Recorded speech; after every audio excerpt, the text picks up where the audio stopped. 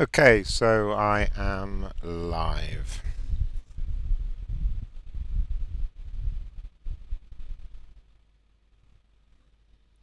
Just one moment while I finish getting set up.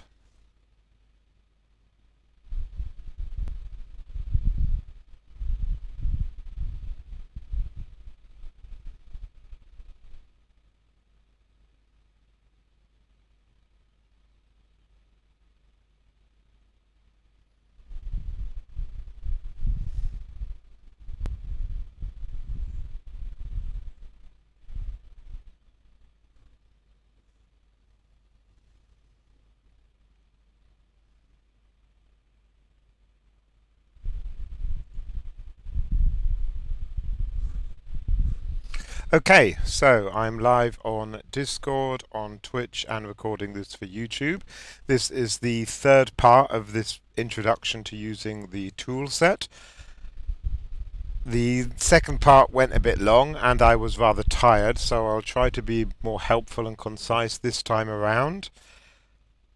First off, introductions. I'm Irongron. I run the Neverwinter Nights server Aurora and make most of the areas for it. I also worked professionally on Tyrants of the Moonsea.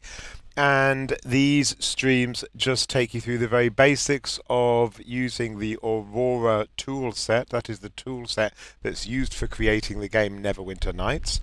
The toolset is still used by some studies for learning game design and went on to be used after Neverwinter Nights for Knights of the Old Republic and The Witcher, most notably. And yeah, it's still helpful to learn today. So with these streams, I'm specifically looking at creating modules for Neverwinter Nights, and I'm using the Aralith engine. Now, a version of the engine is available for download on here, the Neverwinter Vault. Now, this is a player-curated repository of all Neverwinter Nights mods and other files. This isn't a mod. This here, Gigashatten's Persistent World Engine version 4 Aralith edition, gives you everything you need to run a server like Aralith. To be clear, to run a hack-free, scripting-free, mostly, persistent world that follows the same basic principles of Aralith. That includes the crafting system, the spawn system, the loot system, and so on.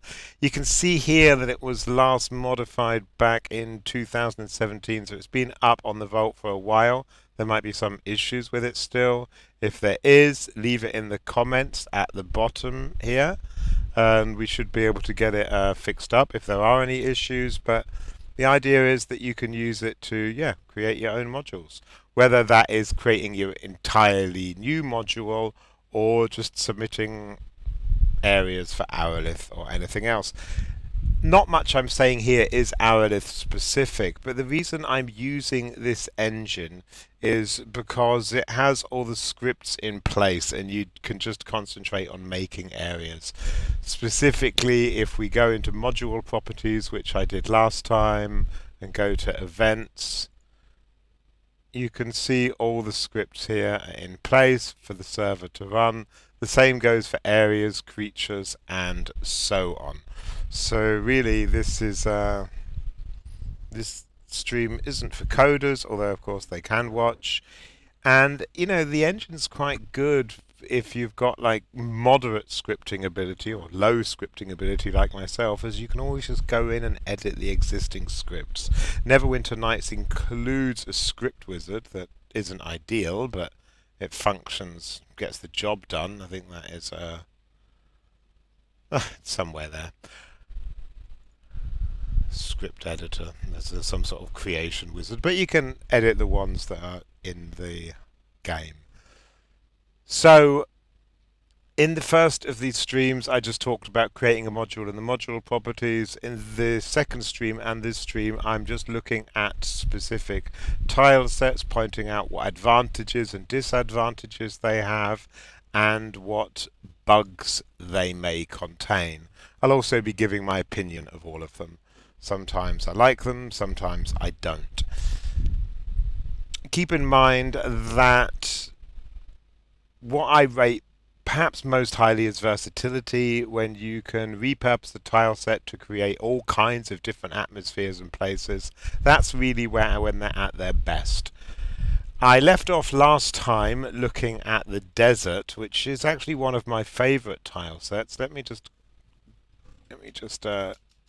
create it again, and I'll explain why. It's quite basic, but it is rather good.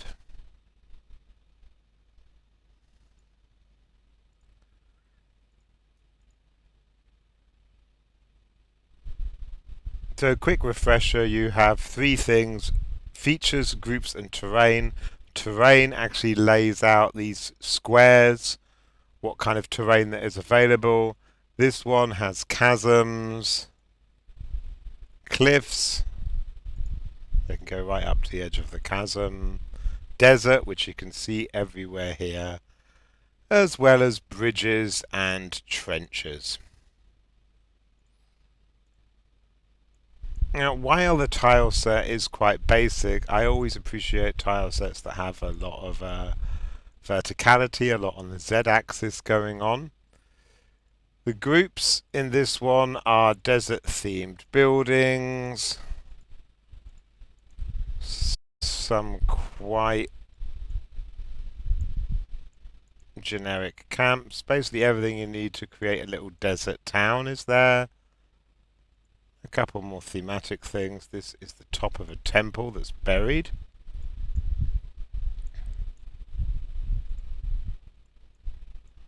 Larger temple, the same design that's used in the forest tile set. A larger tent there. And then features are normally just one tile big, not always, but mostly, and they are just one tile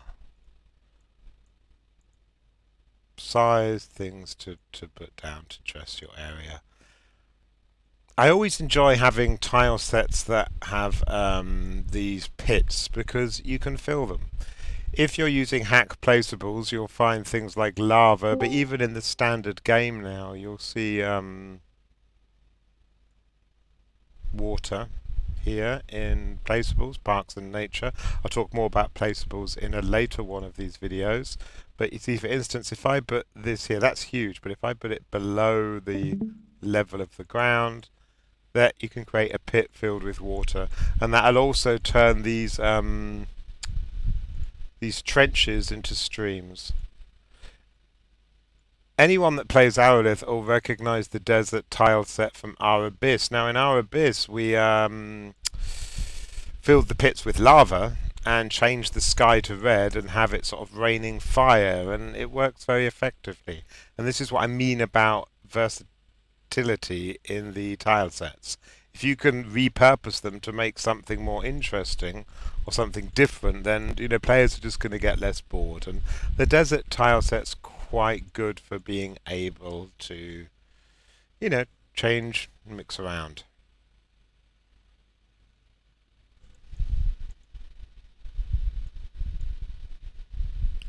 Now, as I mentioned before, when you see something on an existing tile, not in the groups are always set. You can't change them without tile splicing. But the existing tiles, for instance, the desert here, you can see sometimes the rocks are in different places. You can change that either by repeatedly clicking, or what's easier is go to eraser, put it over one particular area, and it changes what's in that area. You can see now that's made an empty desert. Now there's a little pool of water, and so on. Some of the tile sets don't allow you to create empty tiles, which is why we have players that can get frustrated. They send messages saying, look, I bought this house and there's all this table and a loom. Why the hell do I want a loom in my house? And well, we can't get rid of it because in the City 2 tile set and the vanilla City 1 tile set, it's not possible to do. But if it is you do it by hitting Eraser. And a lot of tile sets have raise lower, not all of them. That appears in terrain here. The desert tile set can't be raised or lowered. Okay, before we move on to the next tile set, I'll just repeat that there are a ton of hack tile sets, some of them pretty amazing. And after this stream, immediately afterwards, I'll just talk quickly about hack tile sets, show a couple of the more impressive ones. But at the moment I'm just concentrating on the vanilla ones, and yep, just going through talking about each a little bit. So the next tile set I wanted to look at in these streams, the next one, just going down the list. So area new, what is immediately below desert, drow, interior. Okay, this is a tile set I rarely use, mainly because it's very specific, you know, and it's very, very basic. It's almost not worth creating a large area to show it off.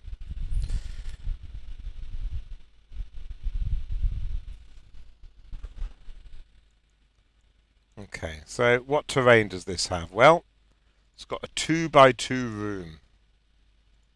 I'm not sure why that's in terrain, because it's more of a group. So let's have a look. So you can see this is incredibly drow themed. There are spider motifs on the wall. Basically spiders on everything. Must get quite irritating. And so it's hard to repurpose. Other than the 2x2 room, we've got corridors, doors. The door will automatically generate a corridor tile on the other side, unless placed at the edge of the map. And then two different floor designs. Floor 1. It says floor, but of course that also includes the walls. So there's our first floor design. And then floor 2, which I think is the one that might have like paintings of drow on the wall, which again makes it hard to use the tile set for anything else. Yeah, these mosaics of drow. So that's the basic floor tiles. The groups. We have a bedroom, a large temple,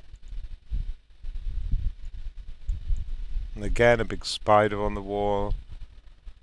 The polys are quite chunky here. It's an old tile set, and kind of shows. Obviously, you get a lot more smoother lines on the hack tile sets, and then just a generic room, and then underwell. Now the underwell doesn't really match the theme of the rest of the drow areas.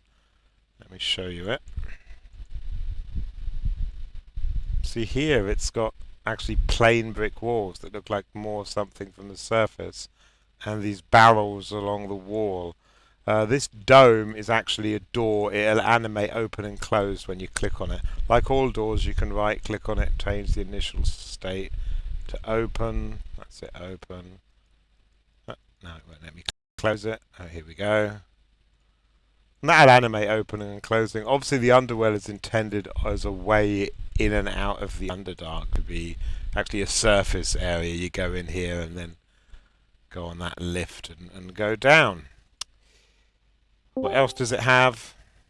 Some very basic features. A cell and corridors, stairs down, and corridor stairs up. I mentioned this before. If when you're placing a corridor down you see this blue square here, that means it doesn't have a door. You can't really put a door in there.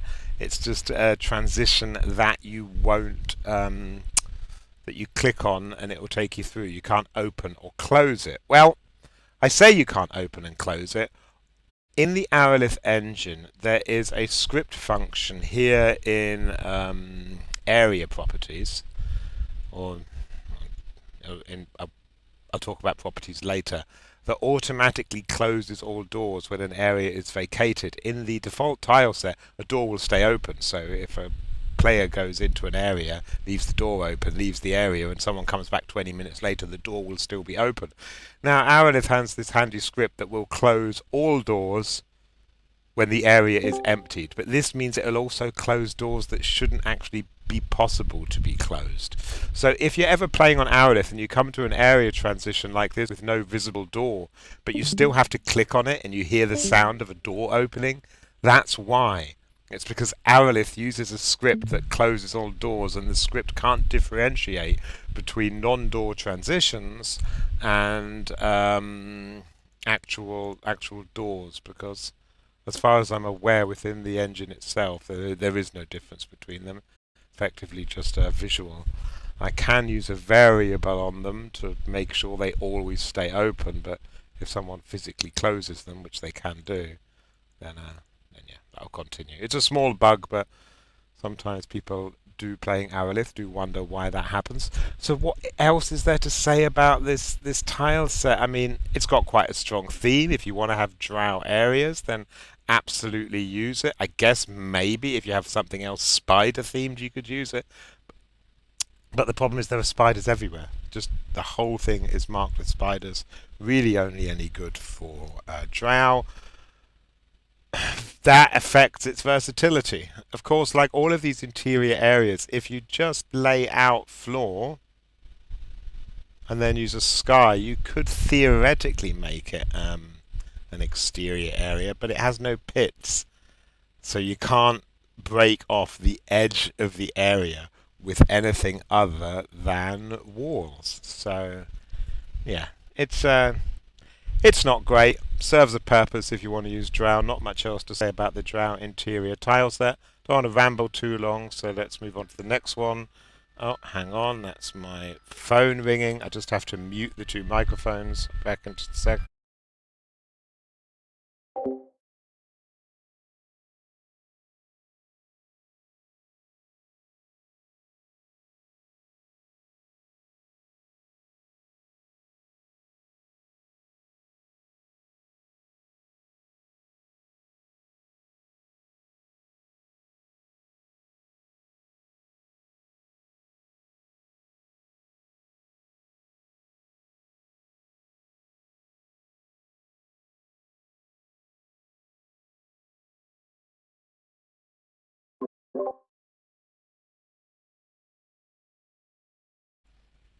Okay, apologies for the break there.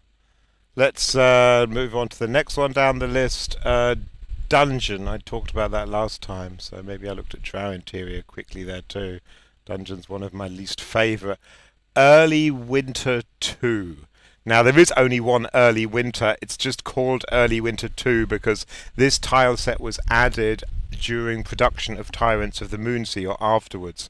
When I was recruited to work on Tyrants of the Moonsea, we had some new tile sets to work with from Zvercules. I asked that Austin Studios, we talked to him, because I'd seen these tile sets. They're amazing. I wanted to use them when making these areas, particularly because we had some snow-filled areas.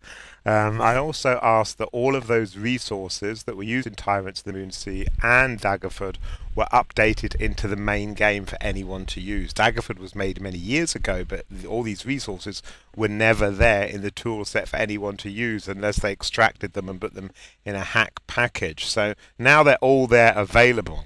But when we added these new tile sets, which are Early Winter 2 and Medieval City, they're more advanced than all of the others, we had to change some of the textures, because as with a lot of modded content in Neverwinter Nights, you'll find assets that are ripped from elsewhere, and because they were being used commercially in Tyrants of the Moonsea and being updated into the commercial game, those textures had to be replaced and some buildings, some assets had to be removed. So the original Early Winter wasn't used, the hack version, rather a new version was created. That's why it appears in your tool set as Early Winter 2.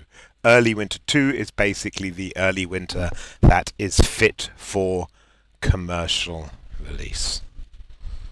I hope that explained anything. As usual, you can ask me questions on Discord or Twitch. There's not many viewers on either at the moment. I didn't announce this long beforehand. The main thing is that these go up on YouTube. So if you do ask a question, they will be on there for posterity, forever.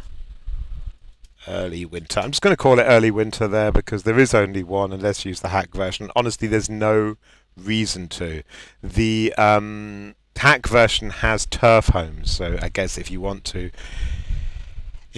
create a halfling snow village, you can use the hack. But the hacks are large, and a lot of people don't really want to have too much in their hack folder. So, okay, but this is a great tile set, and I used it to create a lot of areas that you'll see in the trailers for Tyrants of the Moonsea. I've only known it to have one crash, which is an unusual one. Where we made one area with it and it was crashing when players went into it, and we couldn't work out what it was. In the end, we just had to delete the area, but it's the only time it's happened. So as normal, I create a large area, it just fills all the tiles with one of the basic terrain types, and as normal, let's start with the terrains. So we have chasms.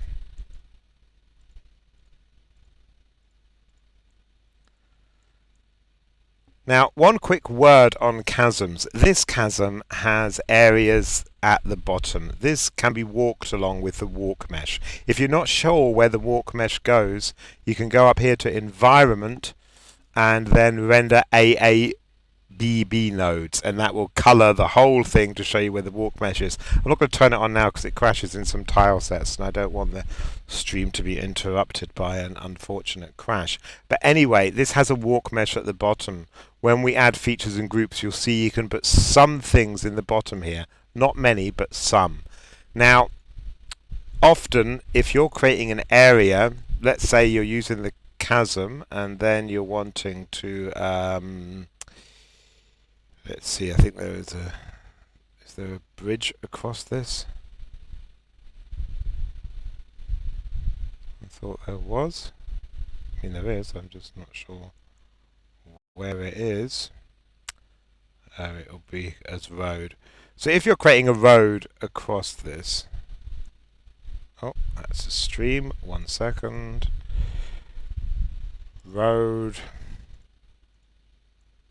So keep in mind that Neverwinter Nights is a 2-dimensional game. The Aurora tile set doesn't allow for 3 dimensions. It may look like it does, but it doesn't. Everything is on a 2D surface. That means you cannot walk under this bridge. You will just hit an invisible wall if you try to walk under it.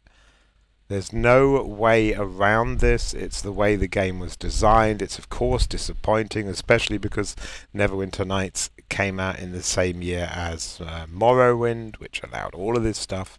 But yeah. As soon as I put that bridge down, it changed the walk mesh to be at the top. Now, you don't want people hitting invisible walls, so you can use placeables to cover that up. But more to the point, you may want this not to be walkable at all.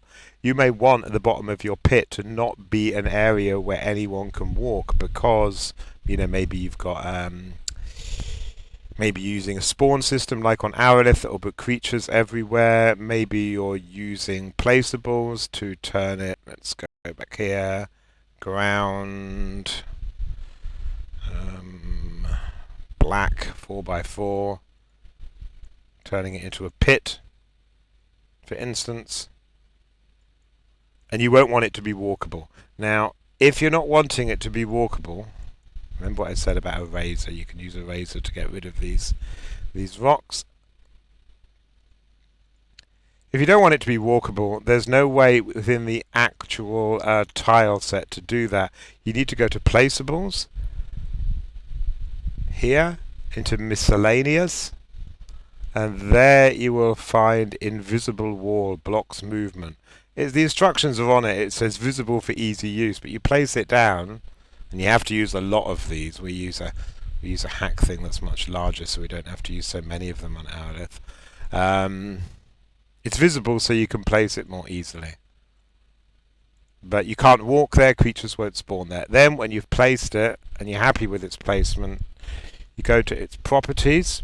You'll need to make it plot because you won't want it to be destroyable. I'm going to talk more about placeables in a later stream, and then to change it to deactivated. That's now made it invisible. But you still can't walk there. So that's how you're going to stop walk meshes in the bottom of these pits. Oops. So misclick. Let's just get rid of that. Let's look at the rest of the tiles here. So grass, well, it's not actually grass, it's snow. It's snow-covered grass. Grass half height. Now, this can be really tricky to use with this tile set because you're not going to be able to place buildings over tiles where the height is different between the two. And it's quite hard to see. Like, that's pretty much invisible. You wouldn't know that you'd done that. So you have to kind of tilt your view, maybe turn on shadows up here. Maybe that will help, and lighting. Okay, now I can kind of see where it is. Half height is mainly because the raise lower makes it actually pretty high. So half height just is half the height of the raise lower. Or at least it should be. But you see I can't raise and lower the half height. I have to change the actual that back to grass. Here can raise and lower the terrain. So there's grass half height. Did I use half height there again? I must have done, because I can still see it. Yeah. Yeah, you see, it's much higher, the raise lower. Okay, mountains. Rather nice, these mountains. These rocks.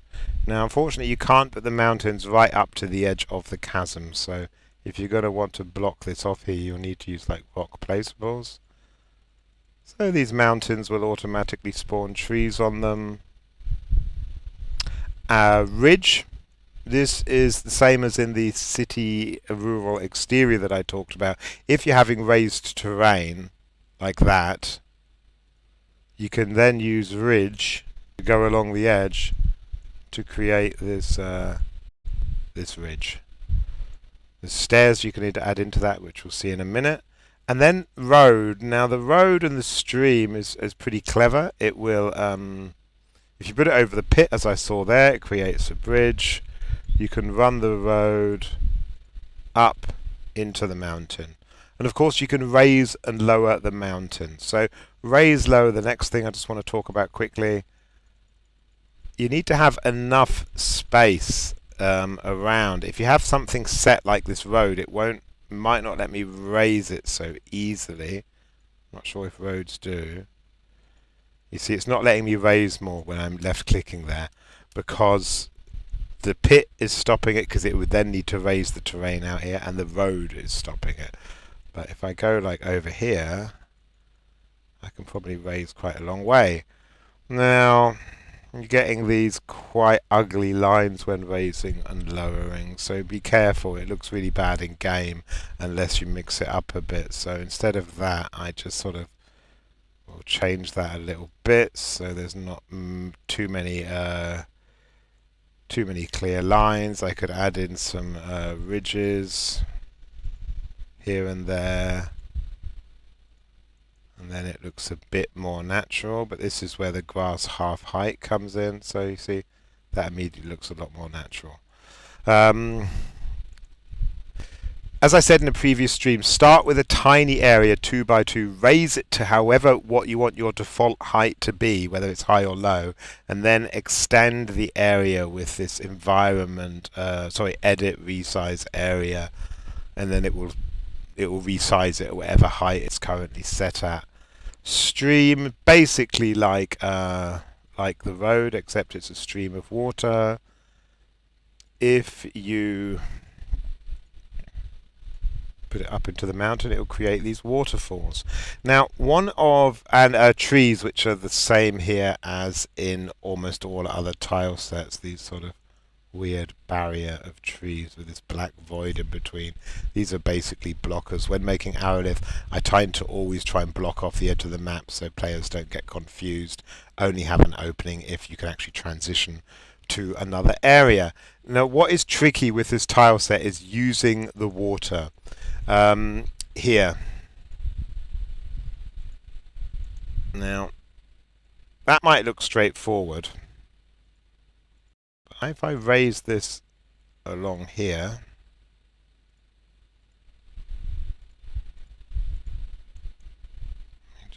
create a level here, and then I put water. It won't let me put water here. Now that's a bit annoying, because maybe I want to have a large waterfall, and this tile set will allow that, but not like this. You can use just undo those last. You can use mountains somewhere to get that effect, but what you're most likely going to need to do is to create a body of water and then raise and lower the water and then build the land around it. I've spent ages trying to get that effect on Aurora. Let me show you what I mean. Okay, so now that's water. Now I can, to make it slightly bigger. So look what happens if I use raise lower in the middle of the water. Okay, now obviously that's absurd. You don't want a waterfall, but it won't let me put it on either side here. That's kind of annoying, because that looks like a totally absurd waterfall. But if I put mountains up to the... Sorry, this mouse is a bit broken. I certainly get through mice with all the time I spend on the tile set. If I put mountains at the edge, then it will let me raise and lower it. Okay, that's good.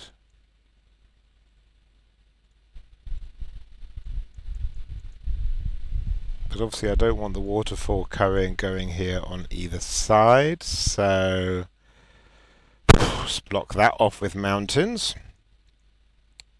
Okay, now I want this raised, so the water's on another level. See, now I'm just raising the terrain all around here.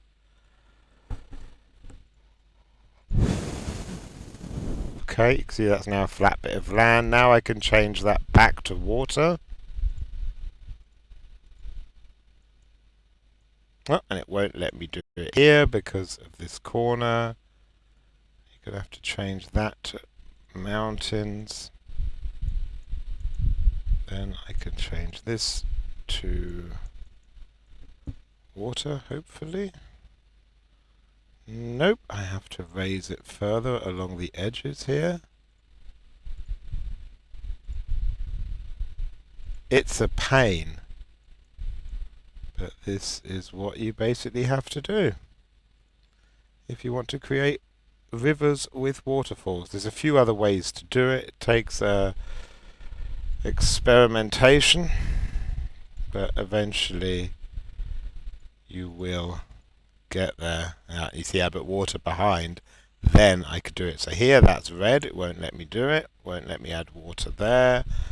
But if I put mountains here, here, and then water, it will let me do it in the corner. Now I can add it there.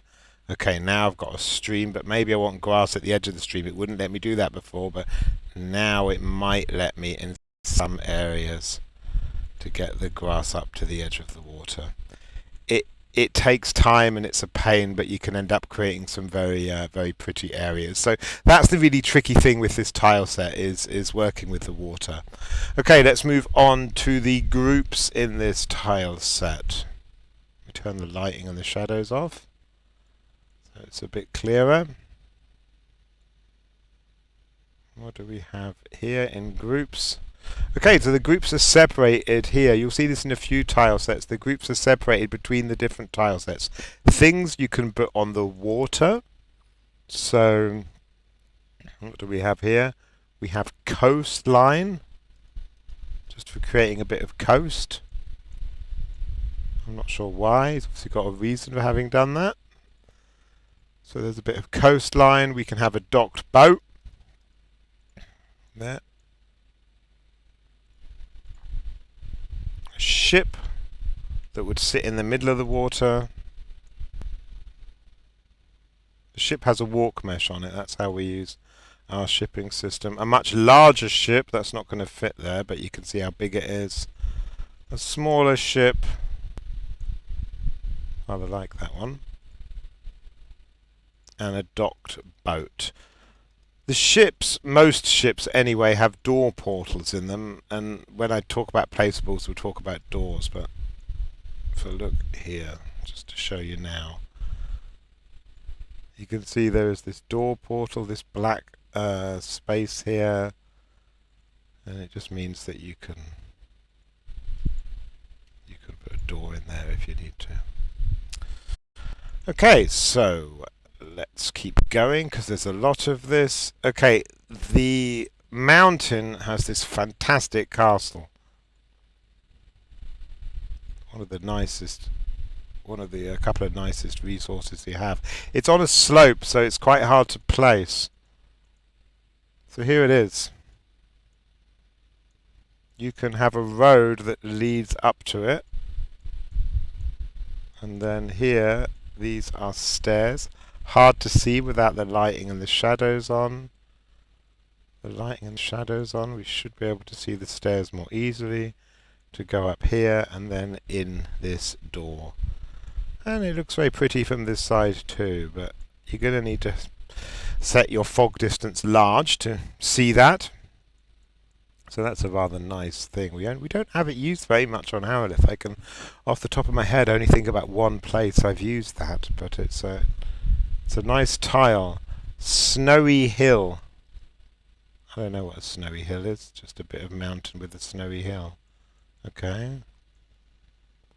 Waterfall cave, similar to the waterfalls you see in a lot of tile sets, basically reskinned for this tile set. So I'm running out of space on this map here.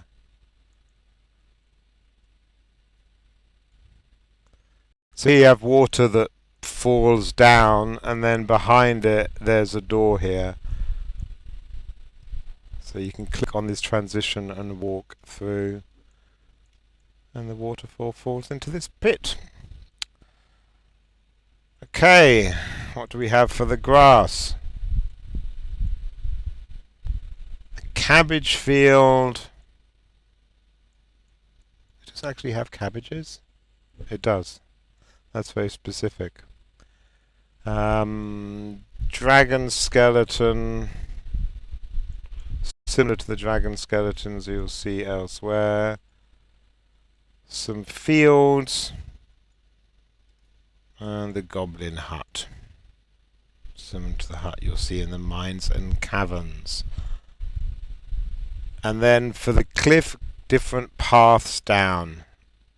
2 paths down, 1 path to cave. So I'll show you what that is quickly. Path down 2 by 2. So that's just a path that goes from the top to the bottom. The path to cave goes from the bottom into a cave. So there you can see it goes up into this cave in the cavern wall. And then a whole bunch of features, again separated into the different types. For water we have boat and sea cave, some different trees for trees, special invisible bridge near forest. Honestly, I have no idea what that is. I'd have to experiment with it.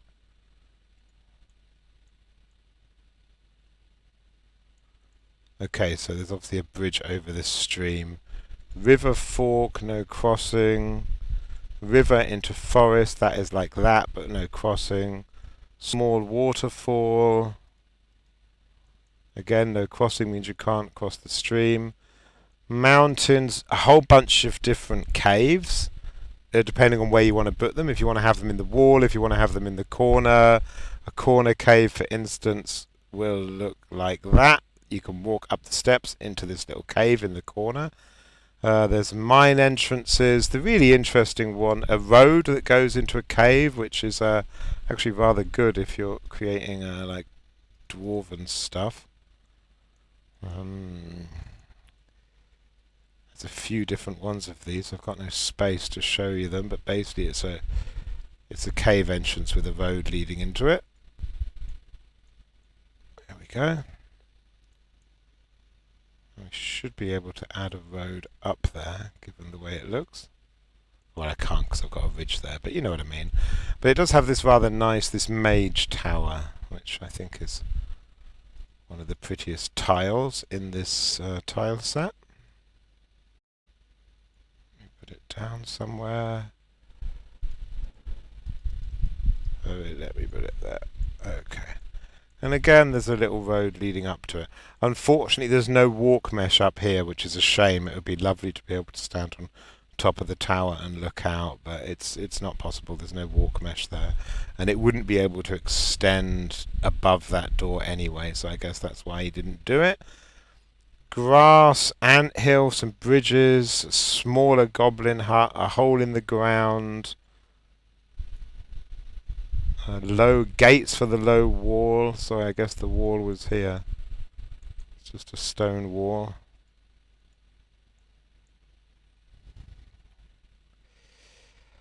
Crystals, pen, orchard, ponds. It's all nature stuff. Now, if you use the hack version of this tile set, you're going to get halfling houses too. There's a whole bunch of turf homes, which we'll see in the grass version of this in a minute. We're going to look at a mirror of this tile set, which is with grass, and the mirror version has got a lot more different tiles, including these turf homes and temples and everything like that. Okay, so that is that tile set. So overall, definitely one of the best tile sets you can use. I certainly know we used it extensively in Tyrants of the Moonsea. I used it a lot in the upcoming Blades of the Netheril, which is an unofficial expansion, a new campaign for Neverwinter Nights. You can read about it online. It was a project that Ossian wanted to move on to before Wizards of the Coast said they didn't want anything else released for Neverwinter Nights, the bastards. So Luke Skull just went ahead and made it himself. He crowdfunded it, got some publicity. I made most of the areas for it. I don't know when it's going to be finished, but I basically made a lot of Icewind Dale, and I made a lot of it using that tile set. Sorry, just check questions. There's a couple of them come up. Mornington Crescent. That's a reference to a BBC Radio 4 comedy show called I'm Sorry I Haven't a Clue. I am always surprised at the variety of players we have on Neverwinter on Aurora, including seemingly Barry Cryer fans. Are there any tile sets that have proved surprisingly versatile? Well, the thing there is surprising. I mean, obviously you can change a lot in how a tile set looks by changing the lighting, by changing the sound. But some of them are very specific. For instance, you're not going to create anything that isn't set in the winter with this tile set. The one I probably found surprisingly versatile was one that I used for some of the tropical islands, which was the sea caves. It's not a tile set I particularly like, but I used it to create these tropical islands on these atolls in Aurolith Sea, and that actually worked really well. It looks quite spooky with the bright lighting. You wouldn't think you could use it for an exterior area, but I did, and I rather like how it looks. The most versatile and probably the best tile set overall is the Underdark tile set, because you can use it for creating exterior areas, you can use it for creating caves, and of course you can use it for creating all the sort of Underdark landscapes. It's a pretty impressive tile set. Can you remove the mountains after using them to enable placing a waterfall? That's a question from Electric Slide Ruler on Discord. No, once you place down any feature or group, you can't remove it without first using this eraser button down here in terrain, eraser. So once I've erased that cave, get a warning telling me it's going to delete a door. Once I've deleted the door, then I can change the tile to something else. Okay. So let's move on, because these streams can take a while. This one's already going 46 minutes, and I've not covered that much. Forest. Okay, so you will find 2 forest tile sets in Neverwinter Nights. There's forest and forest facelift. The facelift is what I use for the Twilight Grove. Again, it comes from Tyrants of the Moonsea. It changes the way the stone looks, and it adds quite a few more tiles. I'll show them both. I asked that it didn't override this in the default Neverwinter Nights. When we added these, I didn't want this to override the existing forest because they have a different kind of theme. So that's why they're in as facelift versions. So let's just have a quick look at the original forest. This is the forest you'll mostly see in Aurora Forest.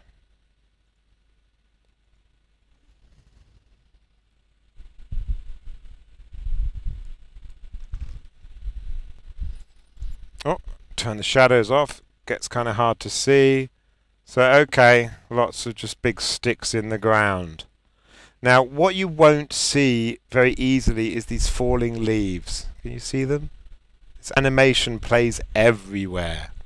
Now, whenever there's an animation in a tile set, right-clicking on the tile should allow you to turn the animation on and off here in the animation loops. That will affect falling waterfalls, fires that are burning, and so on. Here, it doesn't. You cannot get rid of the falling leaves. They are baked in. So this means, let's say I want to get rid of many of trees as possible, which I can only do with a razor.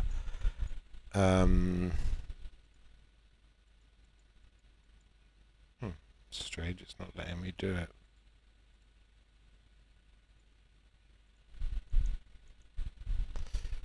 I wonder why. Oh yeah, there we go. So let's say I wanted to use this for versatility, and I went around erasing all of the trees. Now remember, a quicker way to erase, click on and off the tiles, drag the area you want here to copy, edit, paste. See, now I've got, oh dear, that made it crash. Okay, I have to restart the tiles, the game. This does happen. This is why you always have to save often when working with the tile set. I just go to the Be Right Back button on Twitch. I'm still going to be talking, and I'm going to stop sharing my screen on Discord just for a minute.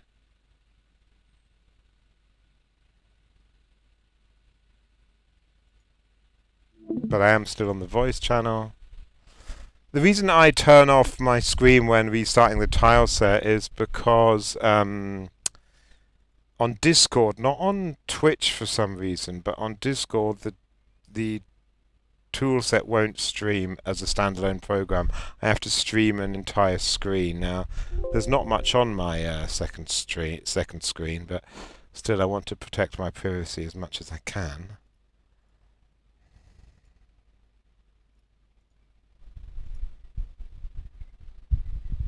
So as normal, I will now get prompted whether I want to reload from the backup, which I will.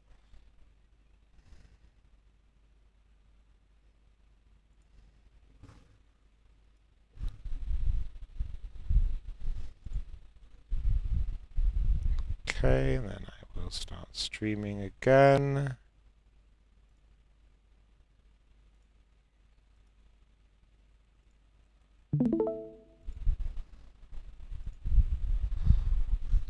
Okay, I'm streaming again there. Let's go back to the forest. It is tiring going through all of these tile sets, I have to say.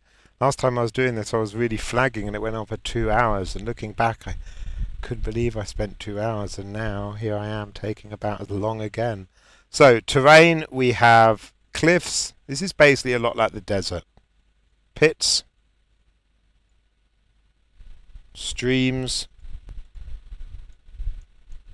If you extend a stream into a cliff, you get this, you can get this rather nice sort of stone head spitting the water out.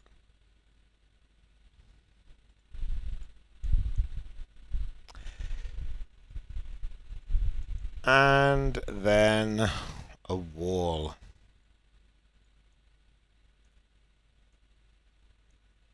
and the bridge for going over the pits. As I explained with the other tile sets, you can use water with the pits, and then we have a whole bunch of groups. Camps, exit, which actually means like an exit from the cliff wall. There's a couple of these, one behind a waterfall, one not. This says graveyard, but it's really not a graveyard. I had to make a graveyard recently for the new premium module I just talked about, which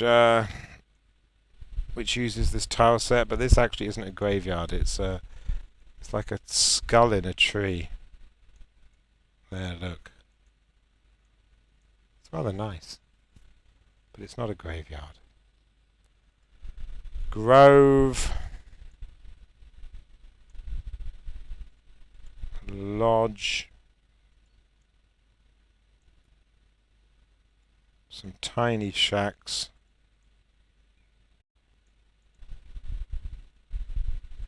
Same temple we saw in the desert, but with the slightly different skin on it. Yeah. And then some features. A big tree, a big door, camp, which is the tent, tower, which is I kind of get frustrated by these 1x1 towers because the scale is just all wrong. You know, I often think if I was remaking Neverwinter Nights, I'd say, look, keep it all the same and make the doors a third of the size. The doors are all massive. It doesn't matter whether you're talking about this tower. I mean, once you go in that building, you're just going to be standing with no room to do anything. And again, if you just imagine how big the interior of this is when the door is that big, it makes no sense. If the doors were all a third of the size and the characters were a third of the size in the exterior areas, the game would look much better. It's hard to make an interior for a tower that is big enough for one person to stand in. Anyway, then we have a couple of gates for the wall. One is with skulls on the top, and the other one is without skulls, so maybe creating somewhere where people don't generally decorate things with skulls. And then webbed corner and webbed forest. Webbed forest is just like these trees here, but with webs. A webbed corner is basically a corner of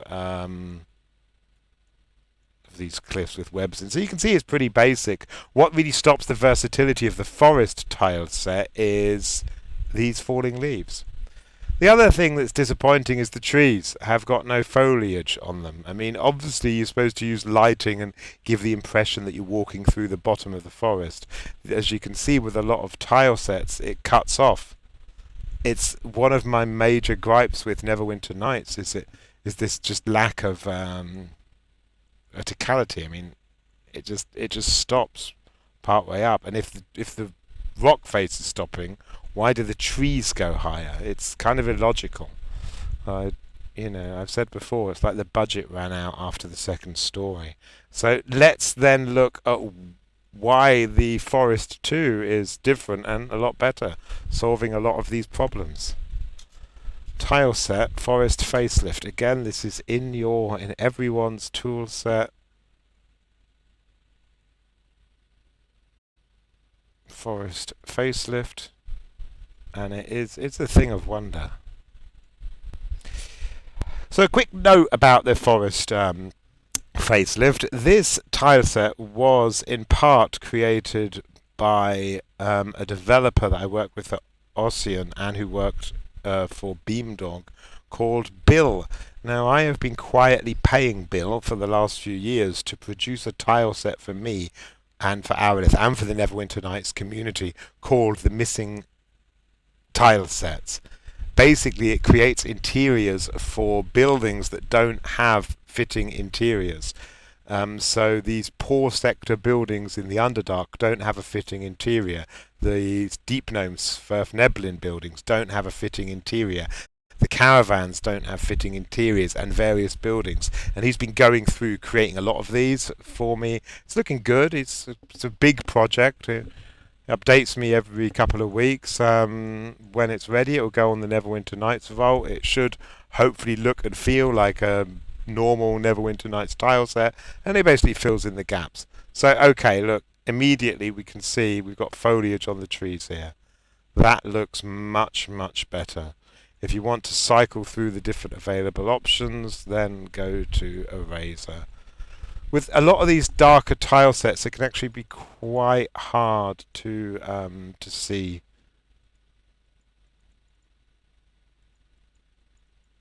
I don't know why Eraser's not working. It didn't last time.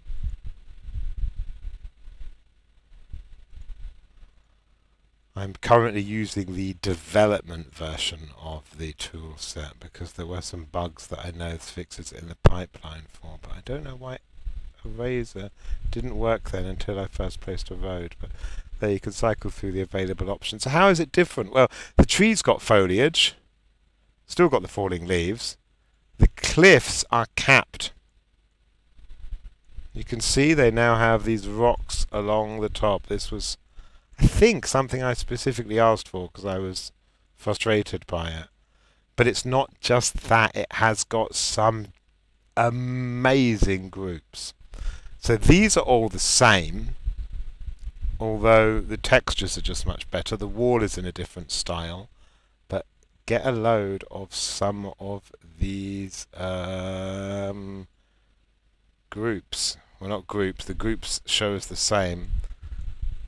They are in features. Island tree. Wow.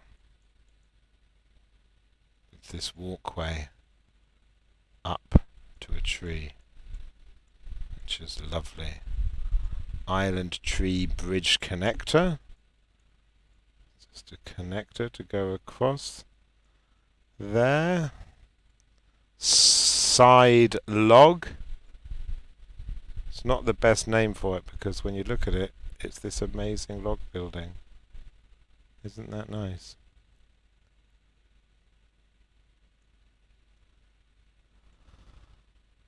Upright log. I mean, I don't know why he used these naming conventions until you click on it and realize that is not an upright log. It is this amazing tree building.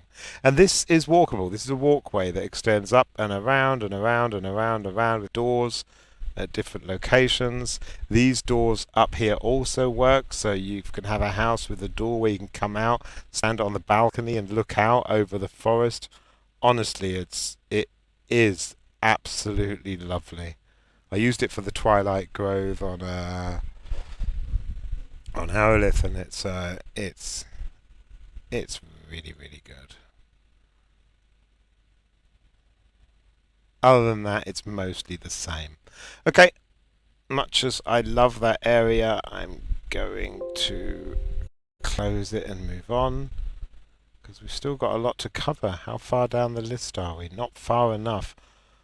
Fort interior. Okay. So this is from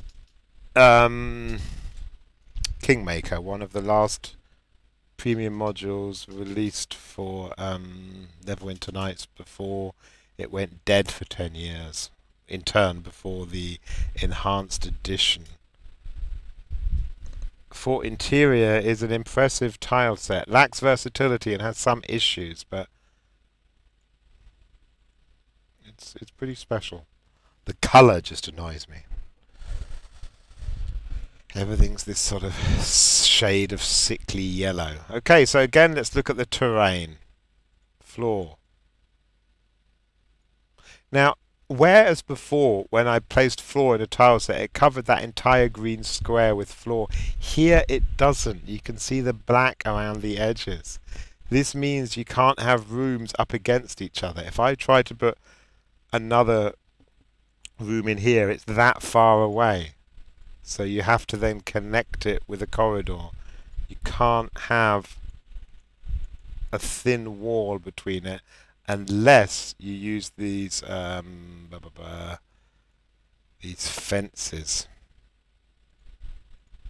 But That's not really ideal. You can click on it repeatedly to get different options. Sometimes it'll put doorways in, sometimes it'll put these arches, sometimes it'll put the arches in with bars. As with all of them, you can cycle through the different options. Eventually, this chandelier will pop up. It's very hard to get a bit of ground that is flat, totally flat without any dirt on it. Now, this here, this animated chandelier is what's causing the toolset to crash at the moment. This is what I reported to the team still updating Neverwinter Nights, and they fixed it. That's the reason that I'm using the development build. Otherwise you're going to get a crash unless you turn the animation loops off, and that'll basically then make it rigid. But it is fixed now. I just don't think it's actually been updated into the main game. So we have floors, we have corridors, we have water, which is, unusual for an interior tile set. This is how I made Sencliff. For a fort interior, it's actually rather neat that it has this water.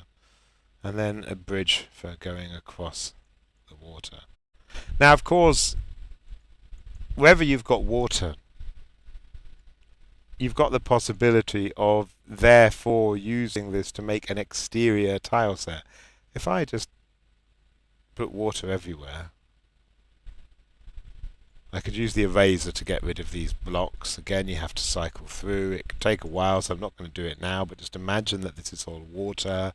Then I use a bit of floor, like that.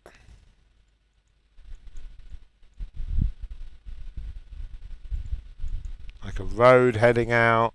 I use a skybox, I put a ship there, it can look like an exterior location. So that's pretty good for versatility. And then we have a whole bunch of different things to put in our fort. Some of them, like this kitchen. Here we go. You want to use placeables to fill this up. Or the smithy. You get in these round rooms because that's the default at the edge of the tile. You then need to use corridors or floors to expand it into something else. Yeah? So that's actually, it's not a round room, it's just that's the edge of the group. So if I go here, floor, then I can use a corridor to attach it. And then you have the rather exotic Mithala. It's like a big floaty animated crystal thing. With 4 possible exits. Now sometimes when you're placing a corridor it will fill up with rubble for you to show that it's blocked off. You can get rid of that just by repeatedly clicking corridor. So look, I click corridor, there I get rubble. Now I've got a block halfway across so you can see the corridor on the other side, but you can't walk across it. If you're using any kind of climb mechanic or want to sort of tease what's ahead, you can do that. And it'll even sometimes create like an exit down. So there's quite a lot going on with the corridor here. Portal Hall is a rather nice group. Like a little sort of church room with these statues and candles. This sort of creepy portal thing. And then various other rooms, and in features there are exits that are made to go at the edge of a room, the edge of a floor. So exit, this is a normal floor, so if I put that there, you can see it's created this exit down. Exit there, exit collapsed wall, so maybe you're going to want to have an exit where a wall has collapsed. Which can be pretty useful. Fireplaces and so on. Just a thing to note, when we looked at the barrows, I showed you that there were some placeables that matched the theme of the tile set. This one has the same thing. If I go to placeables, and I think it's in miscellaneous or battlefield, there's rubble in both. Battlefield, rubble, here. There's more rubble that matches this tile set, so you can do something there. It's possible to make a fort that is in ruins. It's possible to make one that is in good state of repair. So, this toolset doesn't particularly crash. It can be tricky because a lot of these groups have these sort of exits all at weird angles. So for instance, I showed the smithy earlier. Let me go back to it.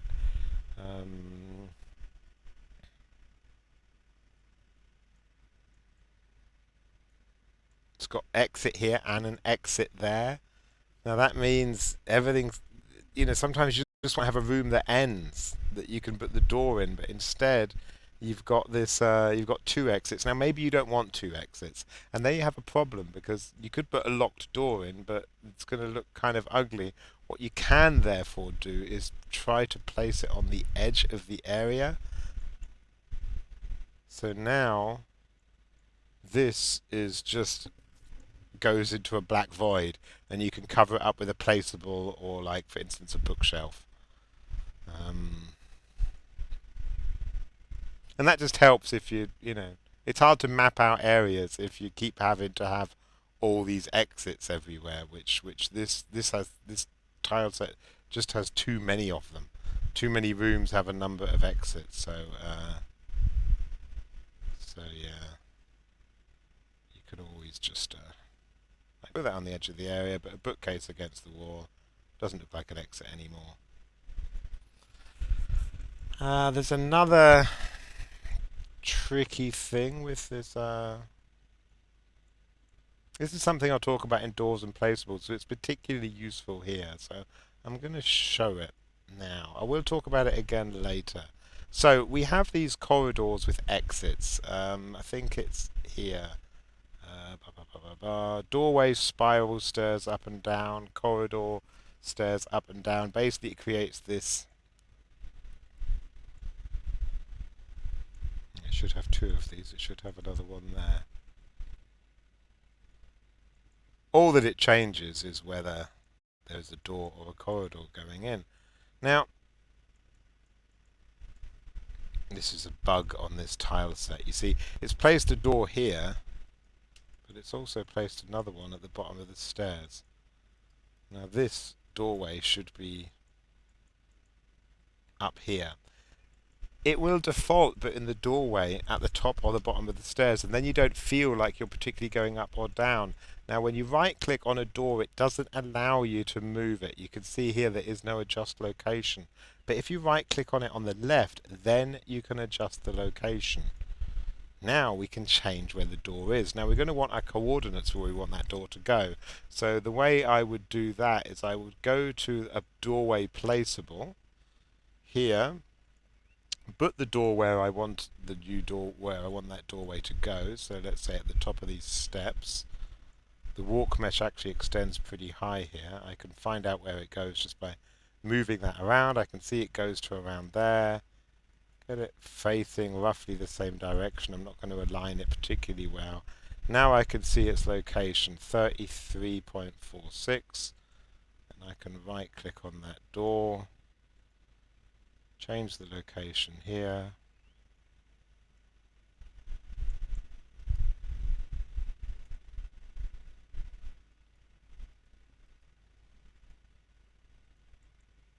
Paste it onto this door.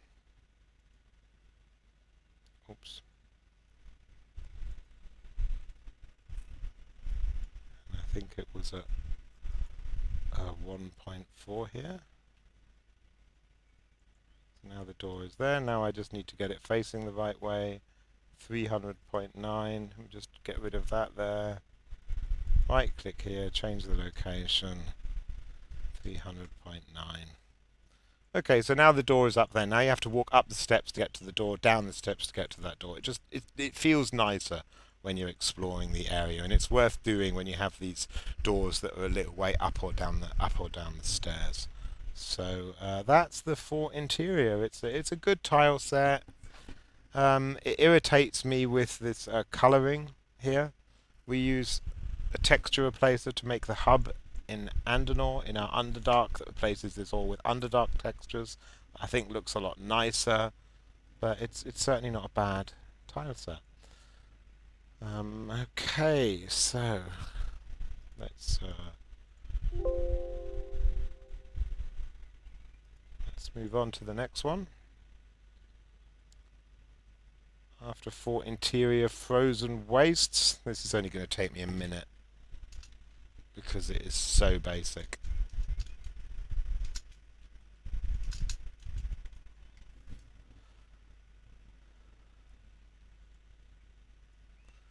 Frozen waste is basically like an ice landscape with hardly any options. So our terrain, we have floor, which is ice. We have pits, where you can see all around the edge here, this is all pit. And then we have raise lower. I can't raise it further here without removing the pit. And then we have evil castle. And that's it.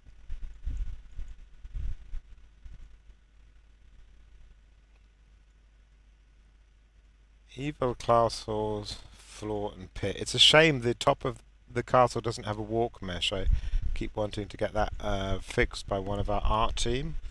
But that's all it offers. For groups, we have the same dragon skeleton we saw elsewhere. An evil temple. It just looks like that. A different evil temple, which is the same as the one we saw in the desert tile set. And a neutral temple. And then for features, chessboard you see in a lot of the tile sets. And then just doors for putting in the castle. And for some reason a drow market. I don't know why, that's from the Underdark tile set. And a ramp to go up and down on the ridges. You can create some interesting stuff again with lighting and placeables. Keep in mind, in the previous stream I explained how to do tile sets. Now, when you click erase on a tile group, it just shows you the different options. You get rid of it by changing the tile. If you hit erase on a group, it will remove the entire group that you set. But if you use tile splicing, there's a few ways to do it. There's some that use the GFF editor, which is in your Neverwinter Nights folder, which is a somewhat confusing program. There's a quicker way to do it here. Again, I just click off the tile group at the top here and back onto it, so it doesn't have anything selected. Then I hold the shift button down, I right click, it turns that square blue, and then I hit delete and it's deleted that tile. It's left this white void because it's a group and it doesn't know what to put in its place. But this allows me to do some unusual stuff. So do the same here, right click, this time I'm going to copy it and then paste it. So I can turn groups into these. You need to use placeables to cover up the bits where it looks broken, but you can turn some groups into larger structures. It'll take some time to get right, but it's important. You know, you're limited when working with Neverwinter Nights with what you can do. So being able to do this tile splicing, if you're inventive, will allow you to like that, will allow you to start creating some unusual different things. Okay, I said I'd be quick with that one and I was, so let's move on to the next one.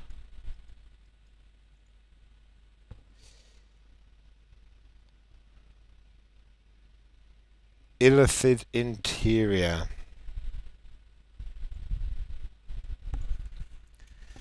Okay, I'm going to just do this next one, then I'm going to stop the stream for like half an hour, and then I will do the last group of tile sets afterwards, as these videos can get pretty long. So, tile sets, Illithid interior. This is basically like a reskin of the Drow interior. So there's again not much to say about it. It's just kind of this slightly alien looking interior. Lacks versatility and is also very basic. So here again we've just got corridors and floor. Wall just means black. And doorway is just for creating doorways in between. For groups we have a fighting pit. I don't really know why it's called a pit, because the pit's sort of around the edge. Actually, that's rather cool. Reminds me of a scene in Flash Gordon. Unfortunately, you can't fall, but and you've got these cool flesh wall things around the edge. The Great Brain. This is a great tile, and it's animated. You can see the liquid going backwards and forwards, which is rather good. And always, you can always turn the animations off by changing the animation. That stops it from moving. I have some dead brains on Aurora, and I change the lighting to make it look green, like it's sort of dead and rotting, with some dust. Turn the animations off, and then it looks like it's dead. Observation room. We use this somewhere on Aurora where you can look through these windows for some sort of scripted purpose. And these resting pods, which are like little doors which open. You can always put something interesting in those. Like all doors, they'll animate when they're open and closed. You won't see the animations play in the tile set, but they will. And features, not so many. Cell, corridor up and down, door transition, resting pod, and a transporter, which is like a little portal. So very similar to the Drow interior, probably more versatile because there's nothing here that sort of cries out Illithid other than the Great Brain, of course. So, you know, it's pretty good. It's got nice textures, got a nice feel to it. But you're going to have to use placeables and be inventive to make something good of it. Good. Just corrected on Twitch there, saying I have 2 dead brains and 1 living in that area I made. Gosh, that was a long time ago. Yeah, so okay, there will be a break with this stream now for, I'm not sure how long, half an hour, 45 minutes. Then I will do part 3 with the last of the tile sets. Thanks for watching, and I'll see you all soon.